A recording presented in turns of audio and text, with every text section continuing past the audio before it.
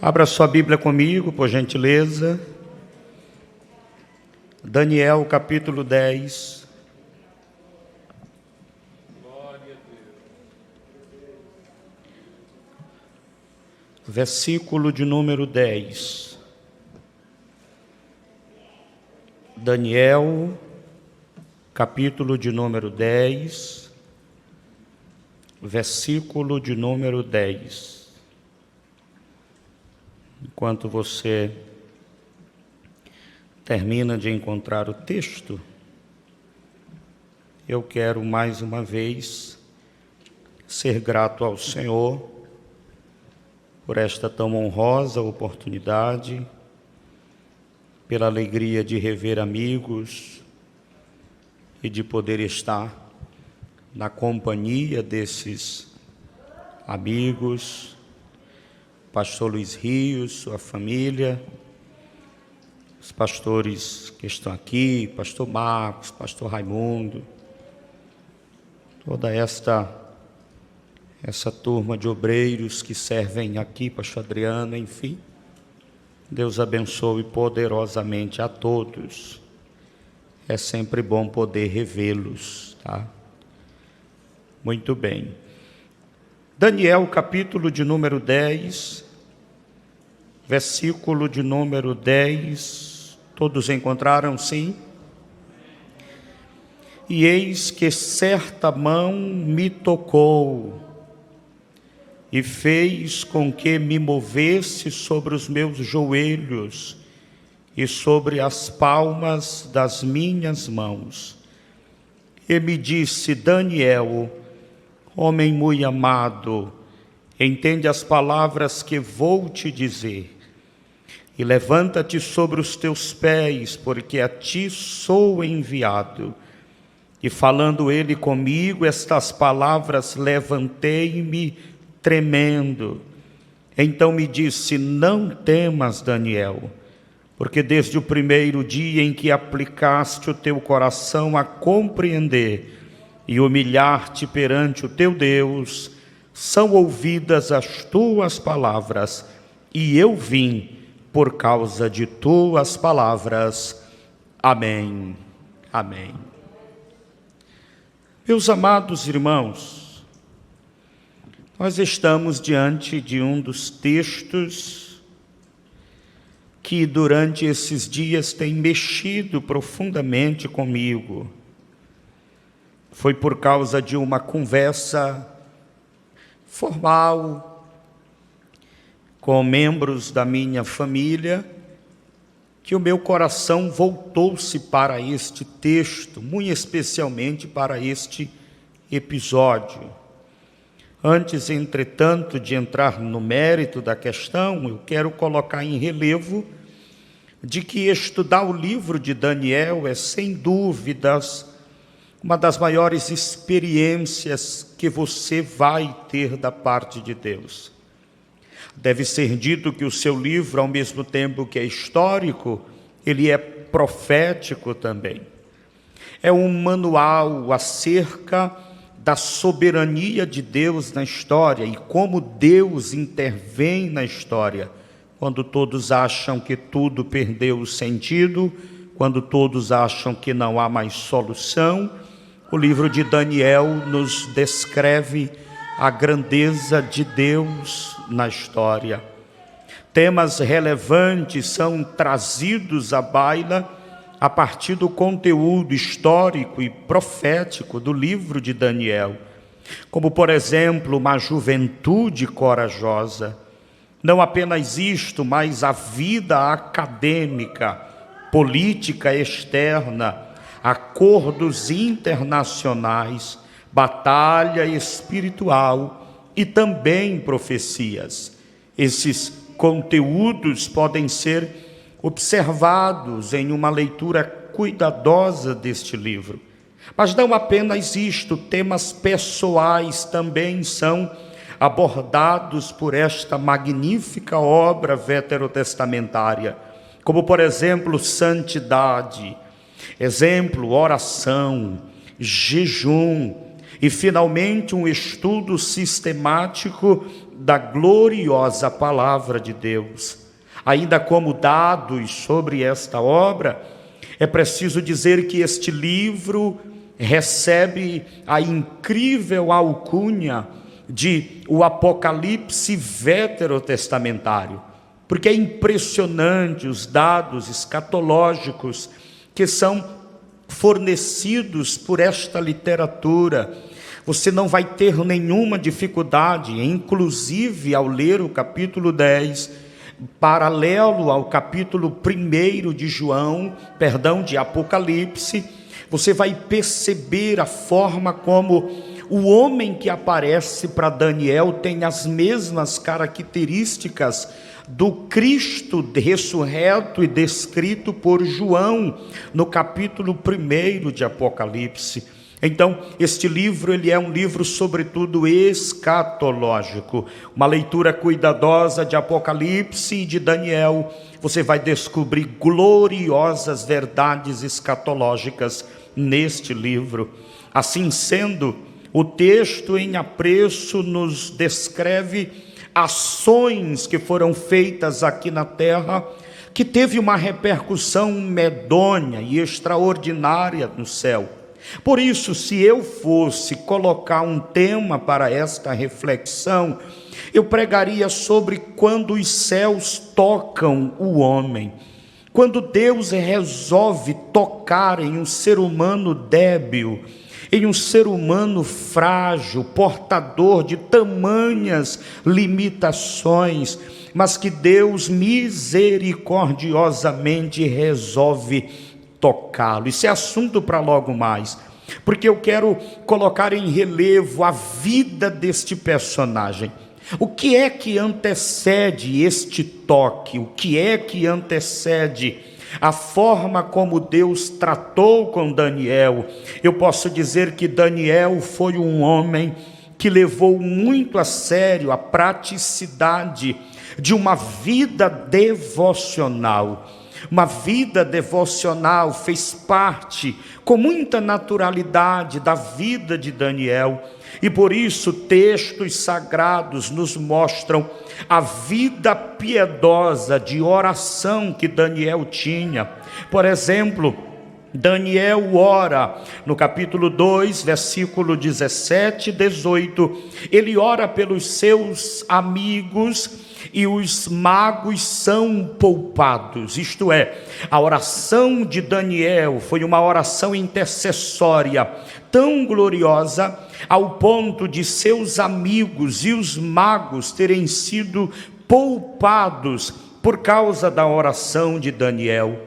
No capítulo 6, versículo 10, ele ora com a janela aberta para a banda de Jerusalém, suplicando a graça daquele que é Senhor para todos sempre.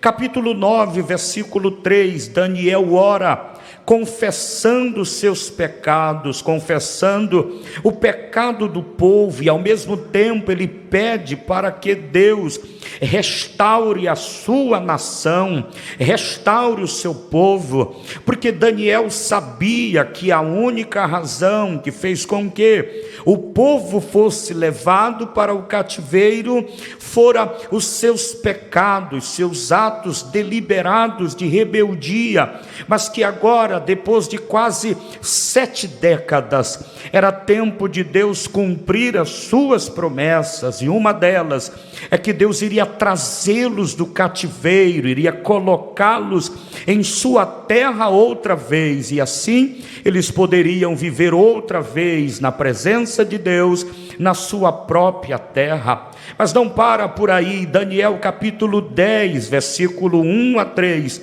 Daniel ora e suplica para que definitivamente a graça de Deus alcance sua nação.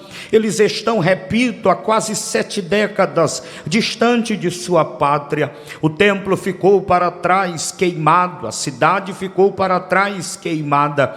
Os que restaram estão em desprezo total. E por isso Daniel, ele aplica-se para que Deus outra vez restaure o seu povo. Isto é, Daniel era um homem que levou muito a sério a praticidade de uma vida de oração.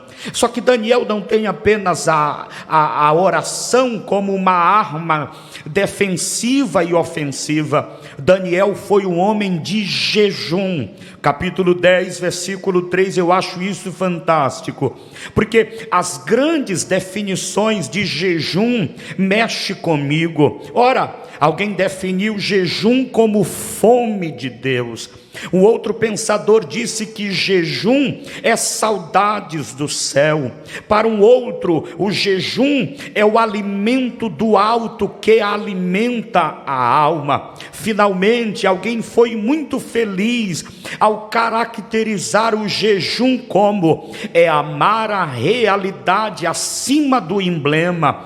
O alimento é bom, mas Deus é melhor. Era a vida de Daniel. Agora imagine os senhores, as senhoras, um homem que está com 90 anos de idade.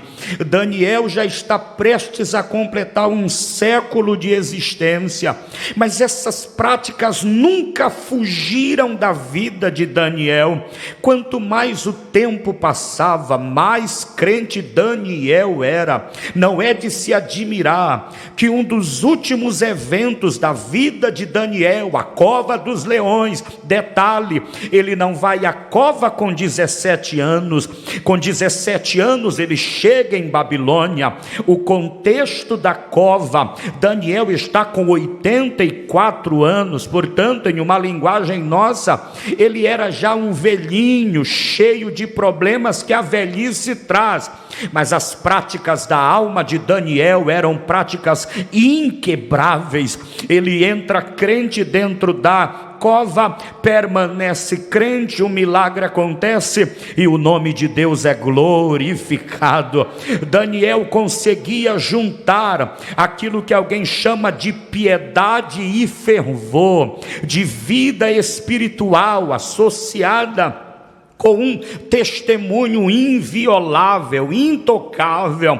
Em síntese, Daniel era um homem de oração, Daniel era um homem de jejum, Daniel era um homem de uma fé inquebrável, de uma convicção inamovível. Ninguém arranca Deus do coração de Daniel.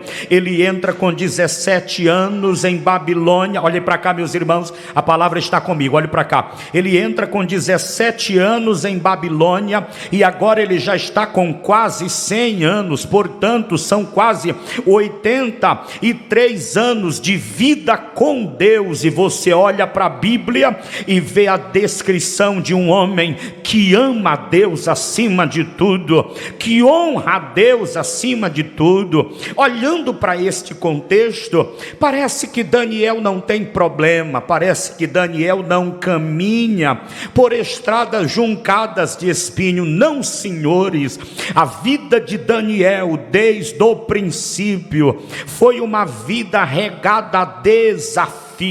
Eu poderia citar vários, mas eu quero colocar em relevo alguns nesta noite para a gente caminhar para fechar a mensagem. Por exemplo, Daniel é levado cativo para Babilônia. Ele não está como um estrangeiro em Babilônia, ele não está numa colônia de férias. Todos os direitos mais sagrados de Daniel foram vilipendiados, foram usurpados. Ele não pode falar nada, ele é cativo, mas nada disso muda a fé de Daniel. Daniel é posto na cova. Antes poderia ter dito que sua vida acadêmica foi impecável. Durante 3 anos e meio ele se submete à universidade mais terrível de Babilônia. No final ele sai graduado com excelência. E detalhe, ele não se mistura, ele não se envolve. Daniel foi sem dúvidas um bandeirante de Deus dentro daquela faculdade. Daniel experimenta a cova. Olhe para cá por gentileza, porque isso aqui é fascinante. A Bíblia diz que ele foi posto na cova sozinho. E a pergunta é: Por que que ele não foi com a sua família? A cultura dizia que todos os que foram sentenciados à cova, eles iam e a família ia junto. A prova disso é que quando os algozes de Daniel são lançados na cova, os seus familiares são lançados também. E a resposta é muito simples, mas ao mesmo tempo ela é dolorosa. Daniel não tem família em Babilônia, os seus ficaram para trás. Daniel está só. Não existe tormento mais indescritível para um judeu do que a perda de sua família, do que a solidão familiar. Durante uma madrugada inteira, a companhia de Daniel foi leões vorazes e anjos da parte de Deus que foram enviados àquele lugar, porque a fidelidade, ela é assim. A fidelidade é questionada por alguns, é desprezada por outros, só que tem um detalhe: se formos fiéis com Deus, Ele vai conosco. Aonde nós formos, Ele desce conosco. Aonde nós descermos, Ele vai permanecer conosco. Aonde nós permanecermos, quem deseja permanecer fiel, bendito seja o nome do Senhor para sempre. Mas deixa eu caminhar para fechar esta reflexão. Essas ações de Daniel, de provas, de testes, de problemas, ela mexe com os céus. A oração de Daniel, sua vida piedosa, a praticidade da oração e do jejum, ela mexe com o céu. O texto sagrado que lemos é um contexto de batalha espiritual. Daniel pega o manuscrito de Isaías 45. Qual é a mensagem de Isaías 45? Isaías fala de um monarca, de um imperador, de um mandatário, e através deste mandatário, Deus o adjetiva dizendo: Ciro, o meu ungido, ele libertará o meu povo. Agora tem um detalhe: quando Daniel lê essa profecia que ele mostra para Ciro, a história diz que Ciro chora. Por quê? Porque Daniel diz para ele: esta profecia, ela data de pelo menos 250 anos antes do Senhor nascer. Isto é, há 250 anos atrás, Deus já havia feito uma promessa que libertaria o seu povo. 69 anos haviam se passado.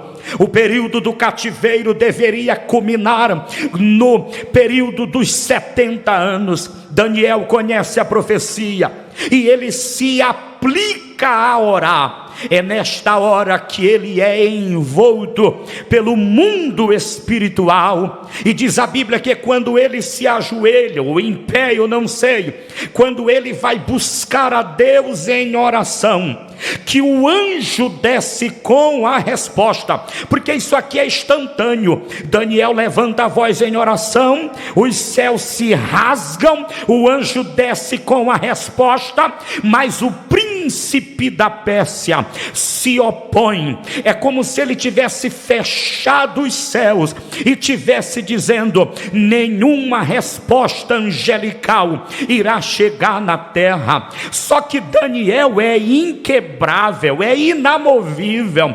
Muitos de nós abriria mão imediatamente da oração. Deus não ouviu, o diabo se levantou, então eu vou me levantar também, acabou a oração. Não, depois de 5 dias Daniel ainda estava lá.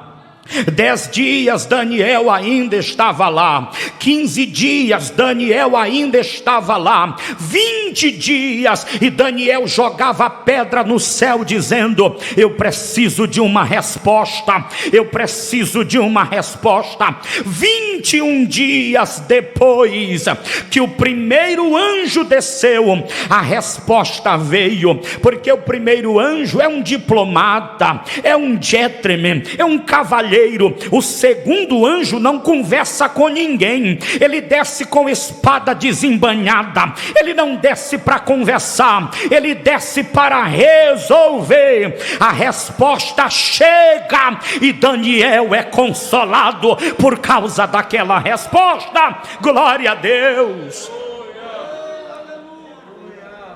Daniel não se move, ele precisa de uma resposta. E aí eu me lembro do hino da Cassiane que diz: preciso de uma bênção, não vou desistir, sem ela eu não vou sair daqui, só saio quando o Senhor me tocar. Glória a Deus.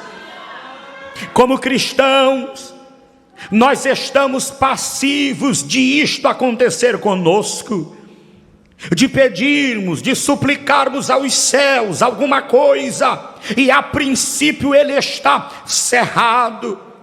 Daniel é um homem de um discernimento interessantíssimo. Ele sabia que alguma coisa na atmosfera estava diferente. Por quê? Porque Daniel era um homem de oração. Ele sabia que Deus responde.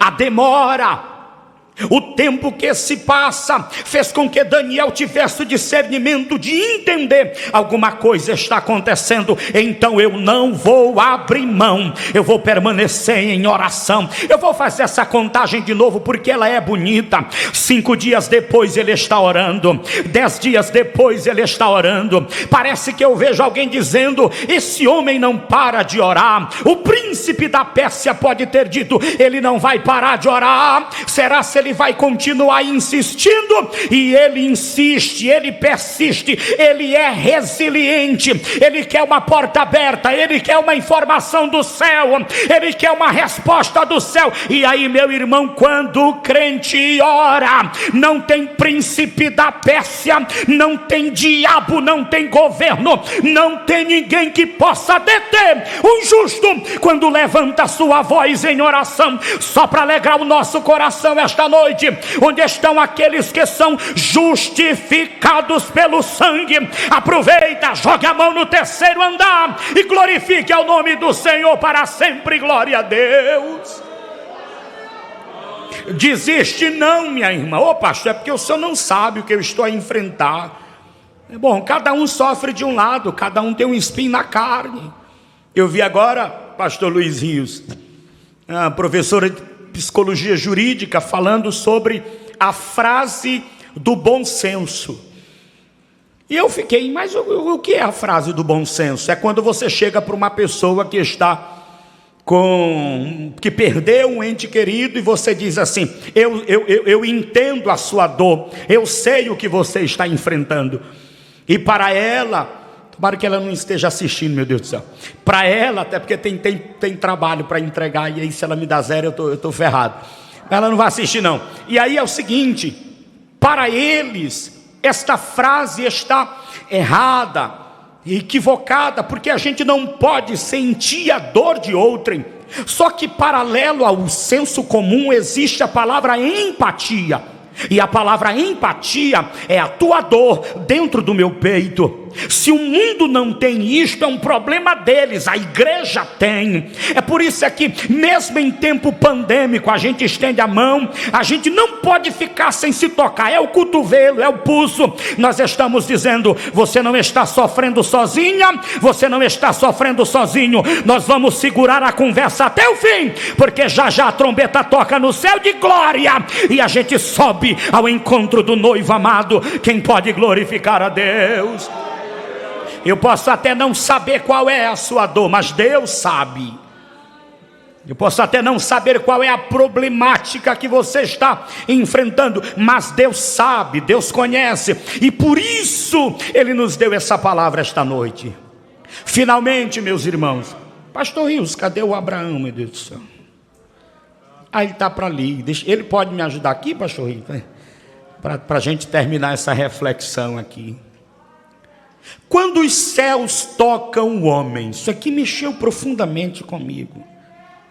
Porque não há em nós nada, como diz o hino da harpa cristã: em mim mesmo nada tenho em que possa confiar. Agora, Jesus morreu na cruz para me salvar. Tão somente nele espero, sim, e sempre esperarei, pois por sua imensa graça, lá nós chegaremos, lá estarei.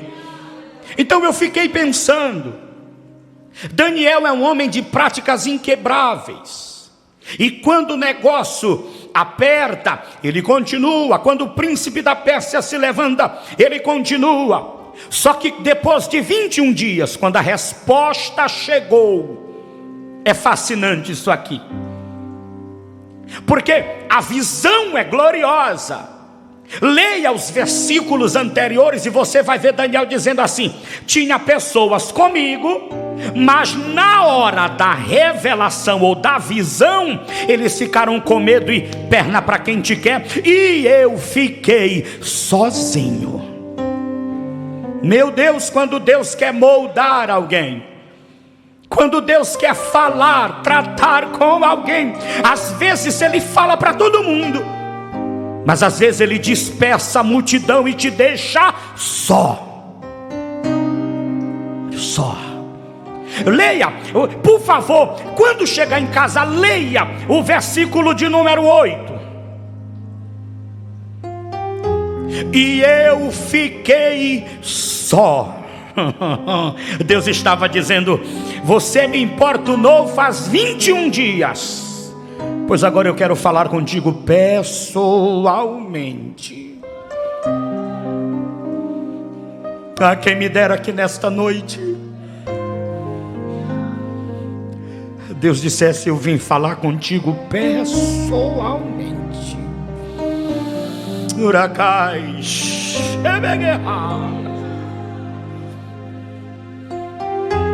21 dias de batalha renhida.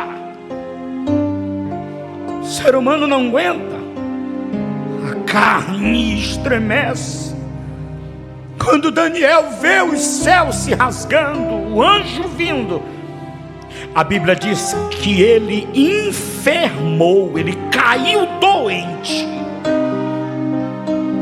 Quando os céus tocam a terra, todos os atributos humanos se vão. O que fica é um homem debilitado, é um homem enfraquecido que precisa ser tocado por Deus. Oh, experiência gloriosa! Que Deus visite o mundo com essa experiência. Que Deus visite a sua igreja com essa experiência. Que Deus visite as pessoas que estão assistindo com essa experiência. É quando Ele olha para mim e não vê medalhas, não vê títulos, não vê diploma. Ele vê apenas um homem fragilizado que precisa ser tocado por sua graça gloriosa. Aleluia! Estou sentindo graça de Deus. Daniel está só, enfraquecido, enfermo. Daniel está doente por causa do que ele sente, por causa do que ele vê. E é aí, meus irmãos, que eu termino a mensagem dizendo: o anjo toca, e este toque pode ser a representatividade de algumas coisas. Em primeiro lugar, este toque é a representação da falibilidade humana e da grandeza de Deus sobre todas as coisas.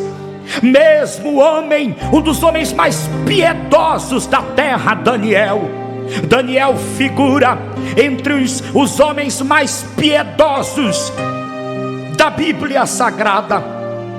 Mas tamanha piedade, tamanha santidade, tamanha devoção não foi capaz de suportar quando o céu desceu na terra. Oh, glória! Aleluia!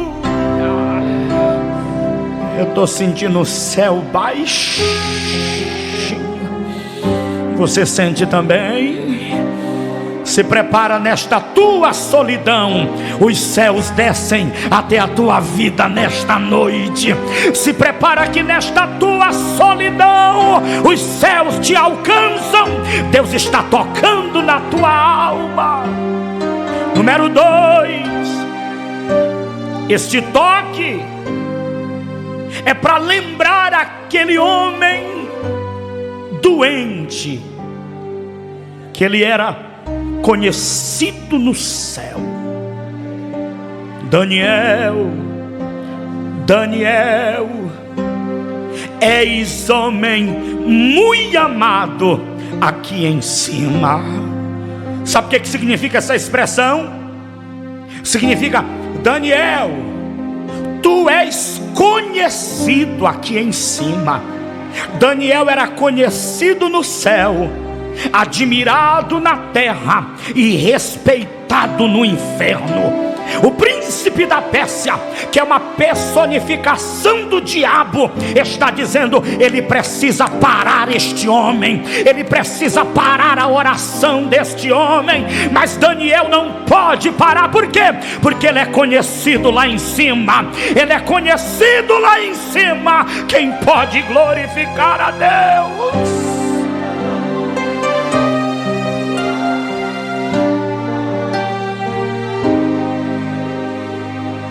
Pastor Rios, eu sei que vocês já viveram essa experiência. Uma moça caiu endemoniada na primeira área que eu pastoreei. Eu já tinha visto batalha espiritual, mas como aquela, chama o pastor. Aí eu fui. Pastor Rios, quando eu coloquei o pé na porta, ela gritou de lá: o pastor chegou. Oh, minhas irmãs,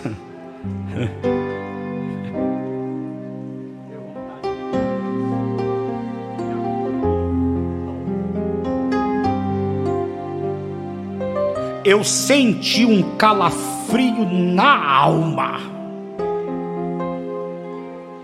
Aí eu disse: Jesus, entra comigo.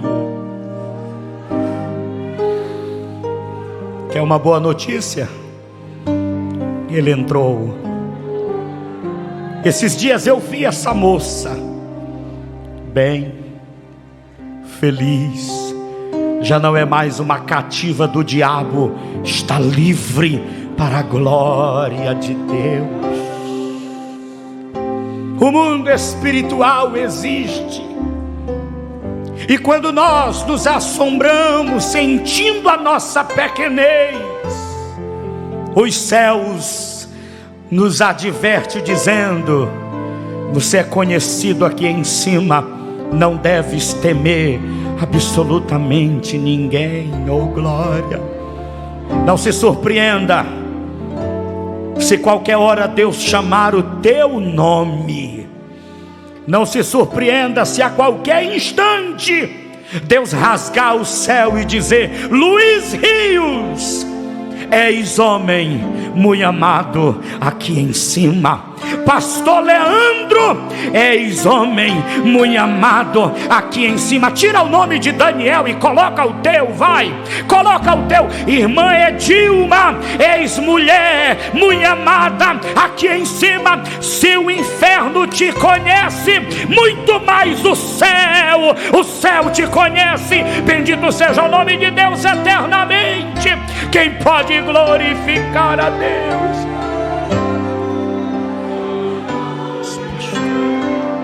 Terceiro e último lugar, esse toque não é apenas um toque encorajador, ele é um toque para a restauração física de Daniel, porque o homem é um ser tricotômico, composto de corpo, alma e espírito. Quando o anjo toca, e me permita colocar quando os céus tocaram em Daniel, o anjo está a dizer: seja fortalecido. Aleluia.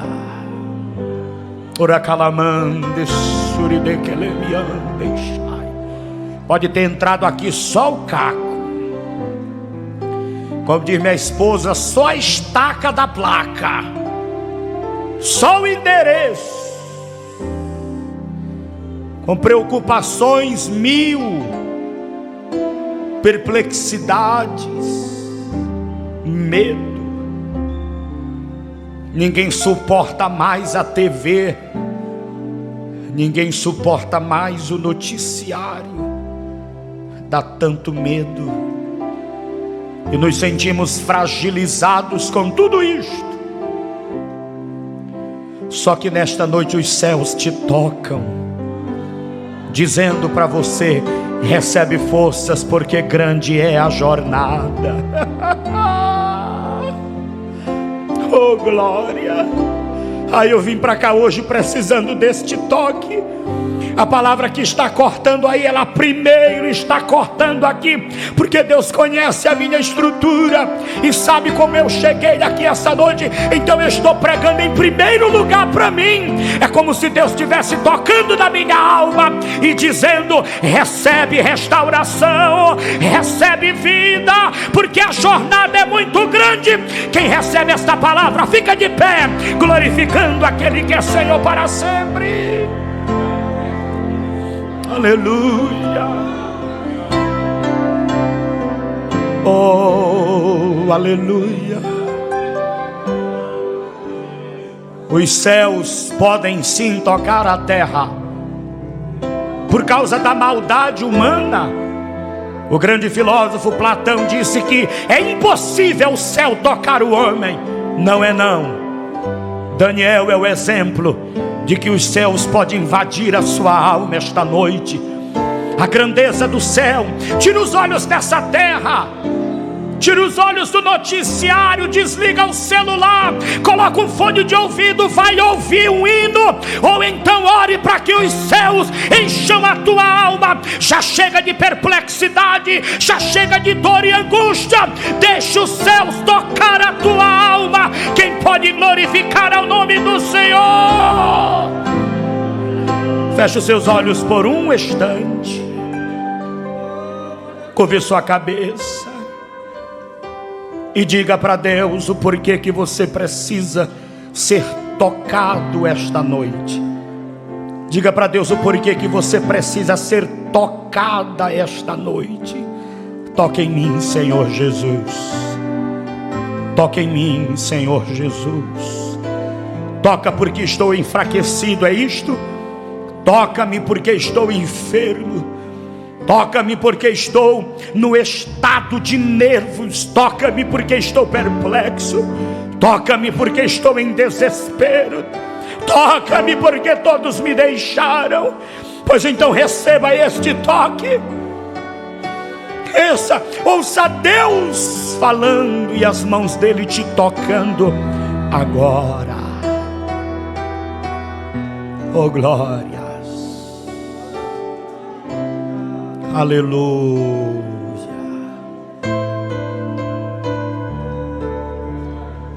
Toca-nos, Senhor. Toca-nos agora, Senhor. Onde tiver alguém que precisa ser tocado, toca-nos. Se tu nos tocares, a história vai ser outra. Se tu nos tocares, a história muda. Sim, ela muda. Toca nesta tua filha agora, Jesus. Que ela sinta a graça de novo. Que ela sinta a graça outra vez. Toca nos teus obreiros, Senhor. Dias difíceis assolam a humanidade. Não sabemos o que fazer, mas sabemos aonde ir. Oh, glória. Ora calamandela e andou e querras. Não sabemos o que fazer, mas sabemos aonde ir. Glória a Deus. Fica conosco. Já se faz tarde. Protege-o com seu manto de amor.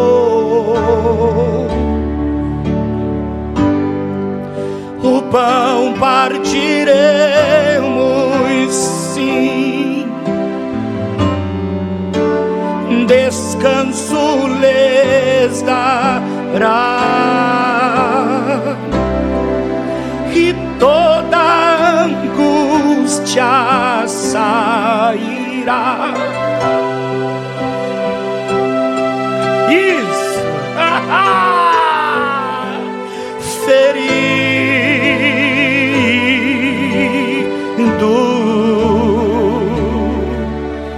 morrer. Pai, obrigado por tudo. Fica conosco. É o que em Cristo te peço e por fé te agradeço. Quem pode ainda estar